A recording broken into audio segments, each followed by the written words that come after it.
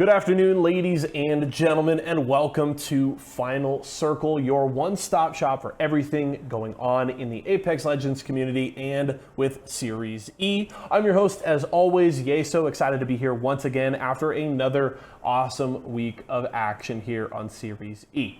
And if you guys are excited for the show, we've got a lot of things to talk about. We'll be discussing everything going on with Season 10, the new changes coming out and everybody's opinions on it, and some controversial disagreements on the subject. We'll talk about G2 finally getting unseated from their king spot on Pro Nights and everything that happened with Series E and the competitive community over the last week. So I hope you guys are excited. Now, for those of you that are new and you may be wondering exactly what Series E is, well, I can explain it for you right here. Series E is a professional Apex Legends open circuit that we here at Esports Arena run, and absolutely anyone can join. We have 9 squads that qualified for this season, either through our open qualifiers prior to Season 3 or based on their placement in Season 2 of Series E.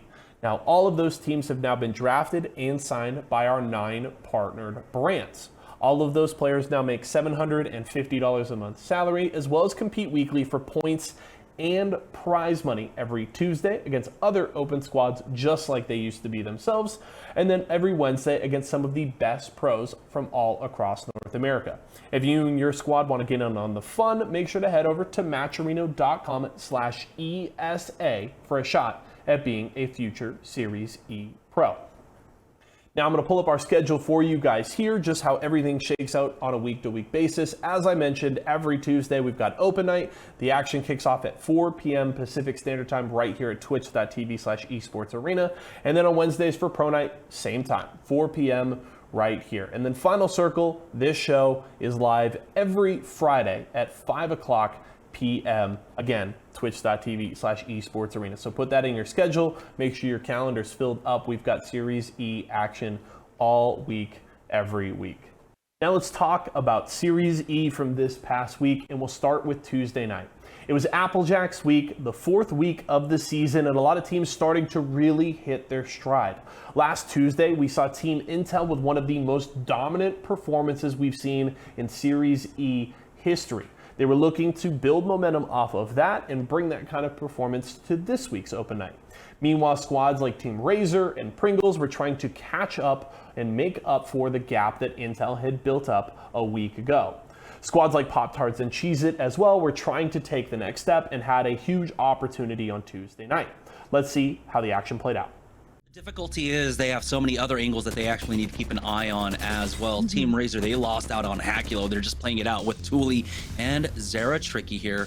They're trying to make their way on in. They're trying to run the eastern side of the zone here, coming up from Skyhook, and so running to this full squad. It looks like it's Rolders on the other side. Never mind, it's Team Intel getting into a fight. Zara Tricky! Oh my god! 1 damage away from that purple Evo shield for himself, and he's doing so much work with Thule showing up to clutch up throughout all of this. He will be able to back away and baby to. They had prime positioning, but the unfortunate thing was someone else was thinking about the exact same thing. Ooh, turns, hitting that Kraber shot. Ooh.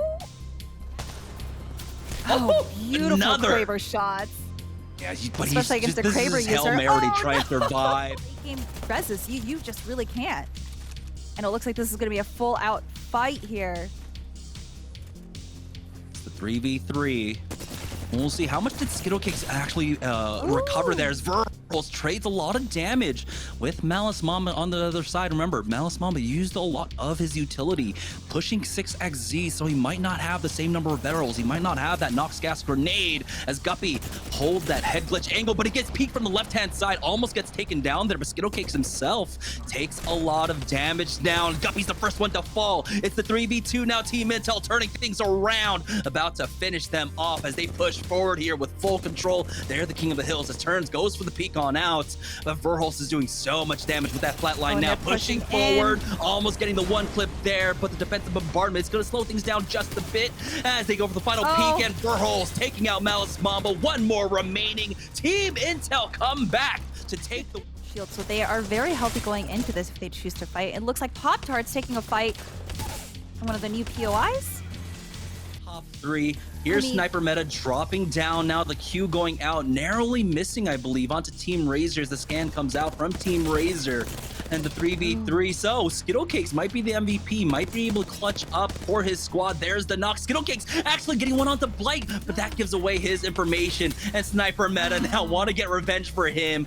He does go down, but he does at least secure the kill onto Blight, so that's going to be another kill point for them. And that means Team Razor turn things around, and they'll be able to take the win here in game number 3.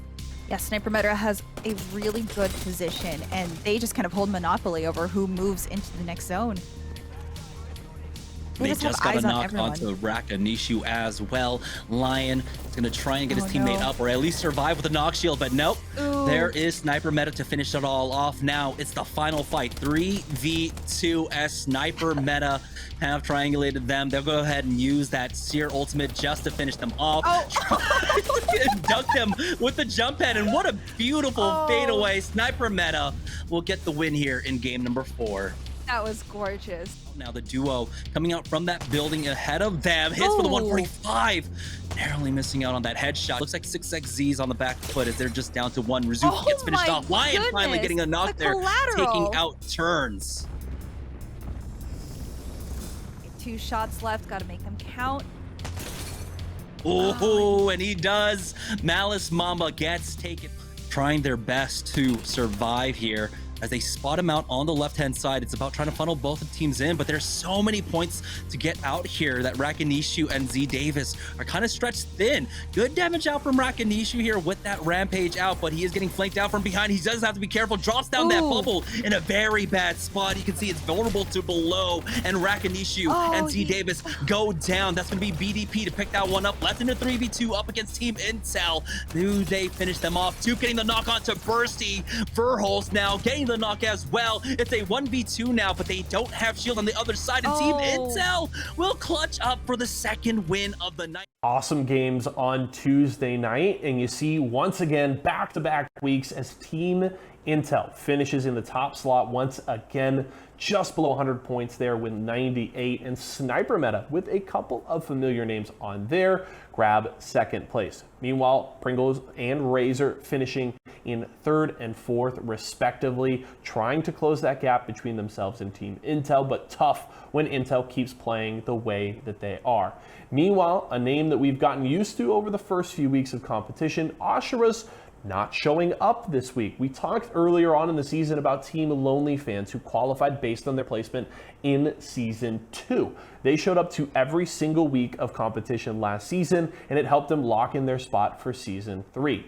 Meanwhile, y4SO missing this week is going to hurt them a little bit as we look over at our open team standings. Sniper Meta, with just 1 week of play, jumps up into 2nd place and is hot on the heels of y4SO. So if y4SO wants to lock down that spot in the next season of Series E, they're going to need to come back consistently in these weeks and start racking up points, because Sniper Meta is certainly going to be a threat on a week-to-week basis.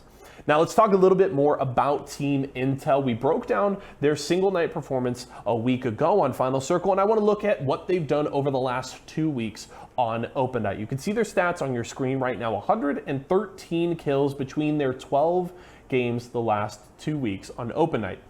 They have an average placement of 4, which is impressive. A little bit of a drop from last week's 2.5, but still a very, very strong showing from them these last 2 weeks. Their average damage just below 4,000 damage is very solid. They've taken top 3 in 8 of the 12 games that they've played, and that includes 5 wins, which is really impressive from Team Intel. They are getting into those late circles on an extremely consistent basis. Also, all of the players are contributing in the kill department.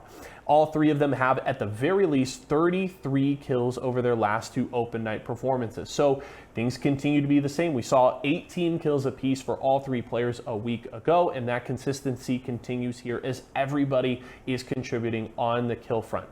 We still have to see if Team Intel can translate these performances into pro nights, but I will say they are currently the biggest threat on Tuesday nights. Watch out for Team Intel next Tuesday as well. Now let's move on to Wednesday night. As I just mentioned, Team Intel trying to translate another great Tuesday night performance into a Wednesday. Meanwhile, you've got 11 of the best pro squads coming in this week. Of note though, C9 and Team Liquid both taking a week off. So we saw 2 Brains, 1 Controller, and Ghost Gaming, the former Team Intel roster from Season 2, coming in to replace them. So while a couple of big names go out, 2 very solid squads come in to fill their slots. So it was by no means an easier competition on Wednesday night. Let's see how everybody fared trying to unseat the three-peat of G2. This is the pro night for Applejack's week, and so fire there, so you got to be careful with that now. But here's Crummy now taking the roof control for his squad. Seer ultimate going down for Kimchi Lee's. The L-Star is dishing out some great damage. They got the scans as well. They're running the double scans, by the way. It's a Bloodhound Seer, so this is absolutely just so much information for them. The Prowler going a lot into just the side of that wall, but as they drop down, he's taking a 2v1 fight, and he's winning it out.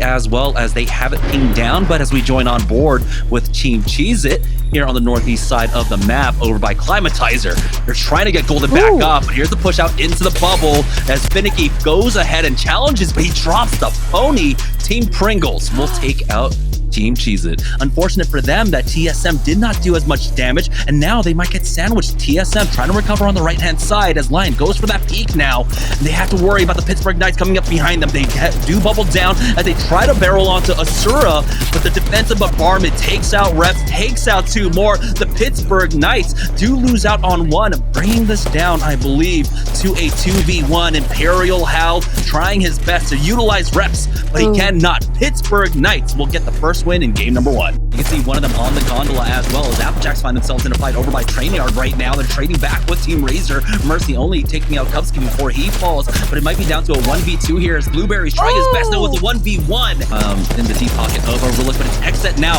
up against G2. They traded, but it's going to go for in the favor of G2 right now, and G2 picked that up.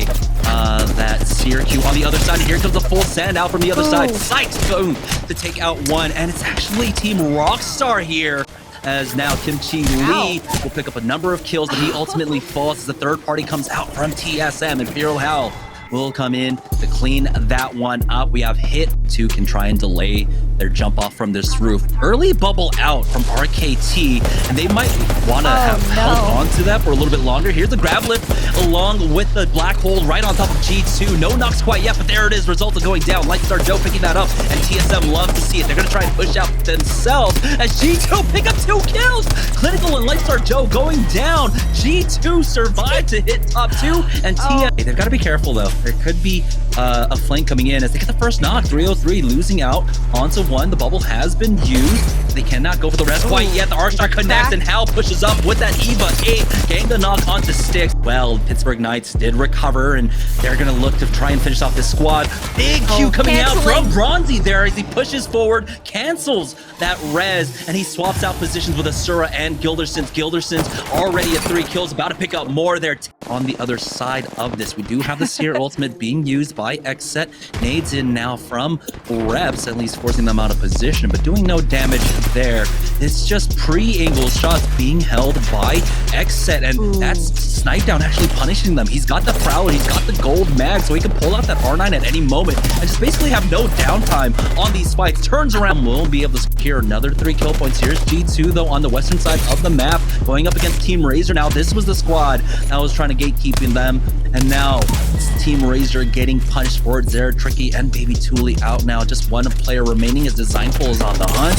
He will spot him out, and take a look at the immense pressure from They'll be safe in here until Pringles decides to drop down on them with its redeploy. And how can you predict this? As Phony actually gets sniped out of the air by Bronzy with that L-Star. Oh my goodness, but they do trade back. Bronzy going down. It's a 1-for-1 exchange down to a 2v2. Best position right now because they have the height, they have this rock they can play around, and they have a Seer. Their And late with the bubble circle does this go small. down, though, unfortunate, and now Mullis is getting punished for it. The peeks out from Mr. Gibraltar as Saucer gets the first knock, but it's a 2-for-1 exchange. There we go, coming down to a 1v1 now. Renegades versus Golden here as he's trying to hold on. Gonna go for the reload onto the Prowler, but a lot of the shots are going straight into that knock shield. It's still enough, though. Team Rockstar, nice cue from that Seer, but they got flanked. Another duo is actually just below them, it seems like, as they spot out that Octane, try to finish him off, push forward, and that was Cubski will pick up one as well onto Pop-Tarts. TSM, though, because of the early rotation now, they need to pick up some additional armor as Applejacks were looking to pick up this loot as well. Great! Black Hole keeping sniped out in place as Cubski pulls out that massive to take him out. But you have refs coming in to try and save his teammate. Great bubble out from Cubski, slowing down TSM's push. It's a 3v2, and TSM are allowing them to go for the bats here. And so Applejacks will be full and healthy. Here's the push out from TSM. Imperial Hell challenging 00 negative, but it's refs who will fall. Blueberry Smalls picking that one up, and TSM get knocked out in top 5. Applejacks, they stayed healthy the entire time, and here's Team Intel trying to capitalize on this third party. And Applejacks kind of not doing so well on heals here. Yeah, the armor swap's just not enough for them. They trade 1 for 2, but Intel should be able to finish off Skittle Cakes there as he tries to go for the heal up, though. And now Ghosts want to try and take advantage. This is their only opportunity to try and have a big advantage starting off this fight. But you see the challenge coming out. Pander's getting cracked there as Six does show up with that bubble at the very least. Massive in hand, but he's getting flanked from behind, and he gets one clip. It's going to be the Knights with the man advantage, the 3v1 to finish this one off. And in game number 4, though, it's not over quite yet as the Asura goes down, but Gildersons will show up. He's got the flat line to finish it off. It's like TSM. TSM's about to get into a fight here with that knowledge that they have from Seer's ultimate. When they push in and getting 2 downs almost immediately. Oh, and they finish. That was the fastest fight we've seen so far. And is this a third party? Fury did get cracked, but they've got the bubble to push up now, and they get the knock. Backlon does onto him, traded back by Phony, and he gets thirsted and finished off here at 3rd place. Yeah, they might be able to come out of this alive. They do have the Spitfire and the Kraber. Oh, the beautiful hipfire shot on the Kraber there. They're going to finish side trying to flank. Oh, but Rex is absolutely demolishing them. Now there's just Rambo left, I believe, or it might be Clan. I don't know quite know, but TSM will be looking to take advantage of this right now. They are on top of them. Blueberry Smalls does go down. It's a 2v1. They will finish off G2. Zach showing up for the third party. That's going to give the opportunity for CLG to come in for the third party after this as well. Bubble has been used. Ghost has been knocked out, but Nestle are still alive throughout all of this. But now they need to turn around. They need to deal with CLG. This is the opportunity that CLG were looking for, but these are some great shots. Blueberry Smalls midair. Backslon gets taken out. They need a bit more. Hitting 3rd, hitting 2nd. 2nd was secured, I believe. They lost out on 1 Malice. Mamba picks up the kill onto Gildersons, and now they're full sending it on to the Pittsburgh Knights here. Asura isn't able to turn around fast enough. Turns, takes him out, and TSM are just waiting for this fight to resolve to see exactly what happens. Pittsburgh Knights, I don't think they did enough. TSM might eke by with this victory. Now we're down to the final 3 squads remaining for this game. Can Cheez It put another win on the board for themselves? Finicky's the only one alive now as Nestle are coming in to finish this one all off. It's going to be a 1v3 as Finicky's giving them the runaround, but the 1v3 is just too much. Nestle will take the final game up. All right, welcome back to Series E, and the big question before the break: did the Pittsburgh Knights do enough to take away the 1st place position from TSM? Let's go ahead and check in with the Mobile One leaderboard to see who our winners are tonight. And the Knights did it with the 1-point lead over TSM. Oh my goodness. And there you have it for Pro Night this past Wednesday. An extremely close race that came down to the wire. The Knights went into the final game 13 points back of TSM, but had a fantastic performance to close the day. And with TSM going out very early in that game, they only grabbed 1 point and that was what the Knights needed. They win 83-82 on the night, grabbing an impressive first place performance. Meanwhile, G2 still finishes in the top 4 in the overall standings for Wednesday, but it was nowhere near the kind of performance that we've seen from them over the last few weeks. I mentioned in last week's Final Circle that they were a lot of performances for G2 that were close. Very, very short margins of victory over the last couple of weeks, so it seemed inevitable that a team was going to be able to topple them, but G2 still looking very strong. We'll have to see if they could come back next week and get back to their winning ways. Still getting into the top 4 though, nothing to sneeze at for G2. Meanwhile, Team Cheez-It had an impressive performance, getting into 3rd place. Still a large gap between them and the top 2 teams in terms of points, but Cheez-It looked strong in the back half of Wednesday night. We'll have to see if they can translate that into Tuesday night performances, because some of these partnered squads have been very good on pro nights, but haven't been able to show up when the competition is seemingly supposed to be easier. So we'll have to see how that changes in the future. Now, I want to dive a little bit more into the battle we saw between TSM and Knights on Wednesday. Let's look at their stats here as we see very, very close numbers. 45 kills to 40, favoring the Knights on Tuesday, which did end up being the difference maker. When you look at average placement, both of these teams exactly tied, but with the way the points format works in terms of placement, that doesn't necessarily guarantee you the same amount of placement points throughout the night. So very important that the Knights were able to overcome with that 5 kill gap. It was just enough to get them first place. Both teams did have 2 wins, and both hovering right around 3,000 damage for their average team damage per game. It was a very tightly contested performance, and I honestly love what I saw from both Knights and TSM. And it should be an interesting battle next week with these two jumping to the top of the crop and G2 looking to rebound. Now, as we look at our partnered squads, let's take a look at the overall standings as they sit with 4 weeks of competition under our belt. Team Intel sticks in first place, is very close to eclipsing that 400-point mark, as they should easily do next week. Meanwhile, Team Pringles has finally jumped up into the top 2, as Intel and Razor have held those spots through the first 3 weeks. Razor bumps down, is down about 19 points right now, so not an insurmountable margin, but interesting to see that Pringles is maybe finally starting to hit the form we expected from them at the start of this season. Meanwhile, Pop-Tarts builds on their lead over 5th place as they sit 50 points ahead of Team Splash.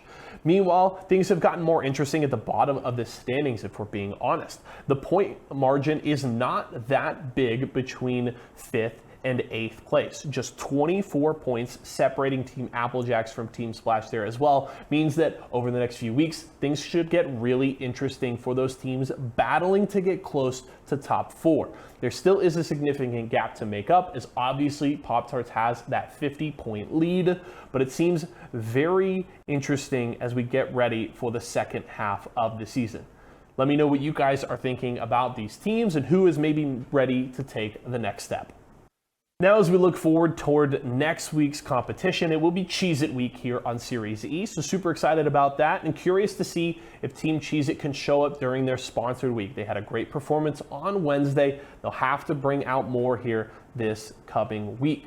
In terms of my predictions for next week, I'm taking Intel on Tuesday night. It's an easy pick for me. Obviously, the team that I chose to finish atop Series E at the end of the season, and they've been showing up big time the last 2 weeks.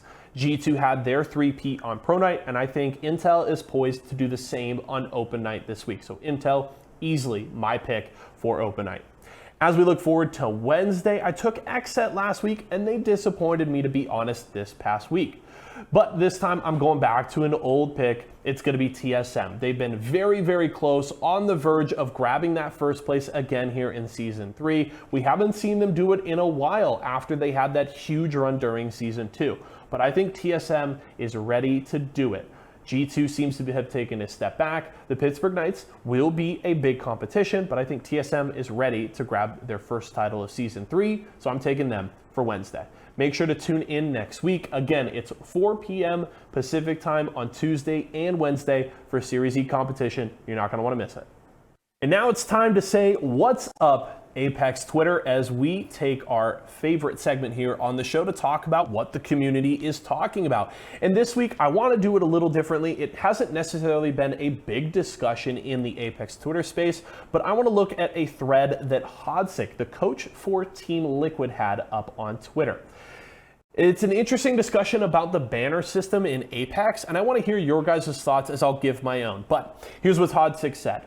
He said, the banner system is outdated at this point. Banner camping is a viable strategy, but it's one of the most frustrating things. Banner retrieving is impossible now with Seer in the game. Banners should be craftable or something past the current system that gives you a second chance. It feels awful to have your teammates die, and then you're basically at the team's mercy on whether or not they'll allow you to grab their banner. It was a great and innovative system when it came out, but it's simply outdated this far along, in my opinion. I honestly think this is a really interesting thread from Hodsik. Obviously, Apex Legends broke new ground when the game released, bringing in their respawn system, and I think it has worked great for a large majority of the game. But I think Hodsik honestly has a point here. I guess the question you have to ask yourself is, should it be this difficult? If players should be meant to die and then be pushed out of the game, if players can't make that aggressive turning push to grab banners, force a team off of that space, then maybe it should be this difficult. If you feel like it's easier, I'm curious, or it should be easier, I'm curious what you guys think. What kind of system maybe would you like to be implemented? Some of the ones mentioned in the thread were something like the Warzone system, where you can use crafting points to buy players back, though some were saying that the Warzone system is just too easy to get your teammates to respawn. Let me know what you guys think. Please make sure to hit me up at Y4SO on Twitter to give me your thoughts. And if there's something that you want me to talk about next week, make sure to do the same. But that is what's up, Apex Twitter. Now let's look at other competitive news in the Apex scene. One tournament that ended last Sunday was the Blast Titans Arenas Championship, which was an awesome tournament to watch. KNG ends up grabbing the victory with an overall 11-4 map record, which is really impressive. They had 2 shutout performances and then 2 series that actually went the distance to a full 5 games, but they do come out the champions with an impressive record. I've loved seeing the Arenas tournaments so far this season. Obviously, we hosted our own at the start of Season 3 of Series E, and I found it very entertaining. I love seeing pro players forced into these new situations and these new ways to play. So I'm curious what your guys' thoughts are on Arenas. Do you want to see more high-end talent playing in these tournaments? And should we be hosting them? Please feel free to let us know. In other competitive news, though, Box Fighting Championship hosted their Apex Cup 3 that 2B1C, the 2 Brains, 1 Controller roster featuring Tech and a couple of his buddies, was able to grab a win. I'm very curious to see. This is a roster that has been cropping up time and time again at different competitions. Obviously, we spoke about them earlier today as they subbed in for C9 on Wednesday night and had a solid performance. And I'm curious just how long is it going to take for this roster to get signed. Obviously, we'll have to see if maybe some new big-time orgs are looking to get into the scene soon, as Apex Legends is starting to grow even more. But 2B1C, I feel like, is on the verge of taking that next step and getting signed by a big org.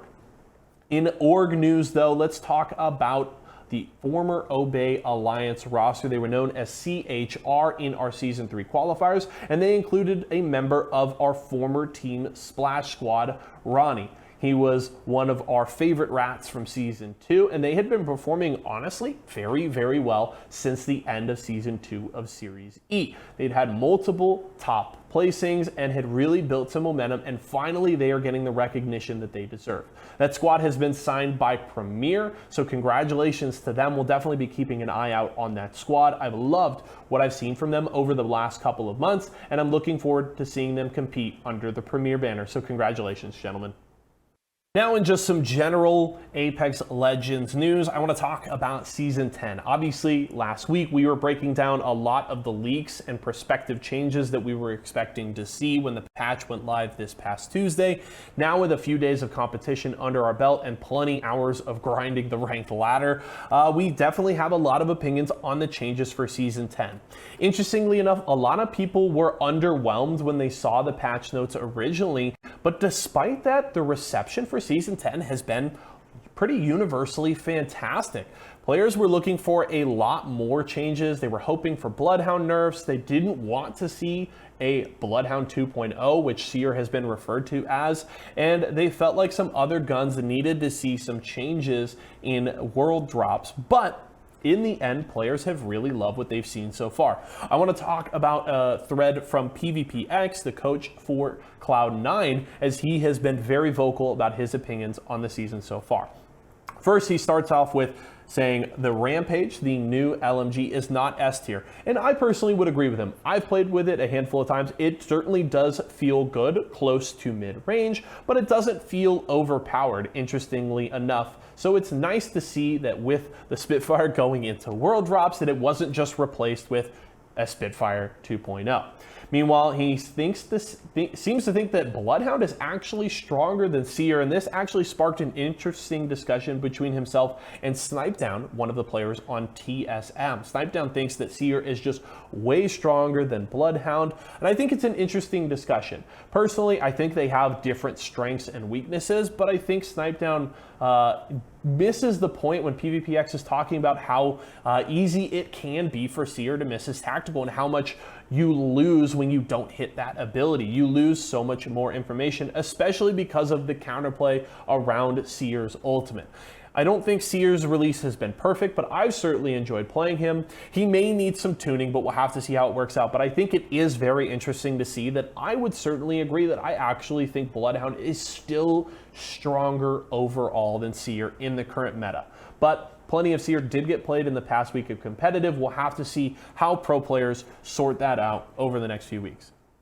Now, as we look over at some guns, the Prowler obviously coming back to World Spawn Ground loot is a very interesting change, we will say. The Spitfire went into the crates and the Prowler has come out, and the Prowler has been dominating. Obviously, we saw mild nerfs to the EVA 8 with the fire rate going down with shotgun bolts. So the EVA 8 not dominating as much, but the Prowler, and especially in the hands of controller players, has been crushing people left and right. I need to get my burst fire down in rank so I can take advantage of it because I'm not as good with the gun. But if you watch Series E this week, you definitely saw a lot of Prowler. Shout out to Designful running the Prowler Wingman combo very consistently on Wednesday. Meanwhile, the L-Star has come to prominence here with the changes. Adding some attachments to it has really shown up for the L-Star, as well as the reduced visual clutter on the L-Star projectiles has certainly been nice. PvPX seems to think that it may be stronger than the Flatline and the R301. I'm still going to be leaning on my R301 when I'm playing ranked, but the L-Star is a solid new option. So it's been a lot of changes. Players still getting used to things as the grind starts for Season 10, but I'm curious what your thoughts are and what your experience has been throughout the start of the season. It's definitely been fun to play around with all of the new changes, and I'm looking forward to continuing to play throughout this season. So I look forward to hearing your thoughts. Now to close the show, we have an awesome interview here. Obviously, it was Applejacks week this week on Series E, and I was able to sit down with Cubski, one of the Applejacks pros, after their performance on Wednesday night's Pro Night. Let's take a look at what he had to say. I have a very special guest ready to join me. I have Cubski from Team Applejacks ready for a short interview here in the studio. So Cubski, welcome. Thank you so much for joining me here today. How are we doing right now? I'm good. How are you? I'm doing great. A pleasure. Appreciate you taking a little time here after today's games. First off, I want to kind of look at what we've seen from you guys as a season, from the season as a whole, right? You've had a rough start. Honestly, you sit currently in 8th place in our partnered standings. The first couple of weeks were rough. What have kind of some of the issues been that have been plaguing you guys so far this season? We're just adapting to the new meta. we've been wanting to try to play more edge. We're usually a team that plays zone, obviously. It's ability legends right now, so we're gonna just have to adapt to all the caustics, the horizons, and whatever is thrown at us. We'll see. We're just trying our best, though, trying to figure it out as a team, as a unit, build the synergies. I think it's a good thing. I spoke with Blueberry earlier this week, just off stream. He and I were talking a little bit earlier on this week, and he seemed ready for the changes coming this season. He was excited about the caustic buff. He was literally telling me, like, don't worry, we're going to play it. Whether it shows up in every game, he was ready for it to come out. So I think it's good that you guys have the attitude that you're ready to adapt and you want to make changes to try and improve. So I certainly think that is a positive for your squad. One thing, though, that I've really noticed, if you look at the last 2 weeks pro nights, while you guys haven't been able to necessarily put it together on Tuesdays, you guys have been, out of our 9 partnered squads, the best team over the last 2 pro nights. You've been into the top 10 both times. What do you feel like is working for you guys on Wednesdays that isn't quite showing up Tuesdays? Well, usually I'm used to playing in like a tier 1 lobby. So when it's open night, it's a little bit different. The lobby plays out differently than a lot of teams expect. You have tier 2, tier 3 teams running around griefing each other, but we also have to capitalize on those teams. So that's also our mistake. Usually we just want to play for zone and play like it's a tier 1 lobby and just get ready for upcoming tournaments that are harder. So that's why we do perform better in pro night, because the lobby plays out how we think it's going to play. Open night, it's a little bit more griefy. Griefy, okay. That I think puts it into a very good context. One thing for me, when you look at the standings, I mentioned you guys are in 8th place, but when you really look at how the numbers break down, you're only 24 points behind Team Splash, who sits in 5th place right now. So things are a lot closer than they would certainly appear if you just look at the rankings. Do you feel like you are kind of right on the edge of taking that next step and really starting to make an effect on a week-to-week basis? Yeah, I think it just comes down to consistency and just playing as a team. We die off of stupid mistakes. I think that just need to be fixed. It's simple mistakes. So once we just fix those simple mistakes, I think we could easily come back. All right. I think you guys have a lot of good things to build on. I've been happy to see the progression, and I think it's important that you seem to have the right attitude about wanting to adjust, understanding where your mistakes are coming from, and you're going to have opportunities to make changes and improve. So love what I've seen from you guys so far, and it's still a long season ahead, right? You still got 8 more weeks of play, plenty of competition, and plenty more pro nights where you can come out and go after the G2s, the TSMs, and those guys that I know you have, Exactly. a bit of a target on them, right? Yes. All right. Well, Cubski, I appreciate you taking the time. Congratulations on a solid performance here tonight. Looking forward to seeing more from you guys in the future. So thank you so much for taking some time today. Thank you for having me. Once again, big thank you to Cubski for taking a little time to join me on the show there after their games on Wednesday night. Appreciate getting his insight on the squad and their outlook on the rest of this season. And that's going to do it for Final Circle, ladies and gentlemen. I hope you enjoyed the show. We had a lot to talk about today, and there will be more to talk about in the future. So again, make sure to hit me up on Twitter if you have any questions, things you want me to talk about during the show every single week. Don't miss out on Series E next week. It will be Cheez It Week, as I mentioned earlier, and we kick all of the action off Tuesday night at 4 p.m. right here at twitch.tv/esportsarena. And then, of course, Pro Night the next day, Wednesday at 4 p.m. again here at twitch.tv/esportsarena. I'll be back once again as well with Final Circle next Friday at 5 p.m. again, and I'm looking forward to it as always. Hope you guys enjoyed the show. Enjoy your weekend. We'll see you next time.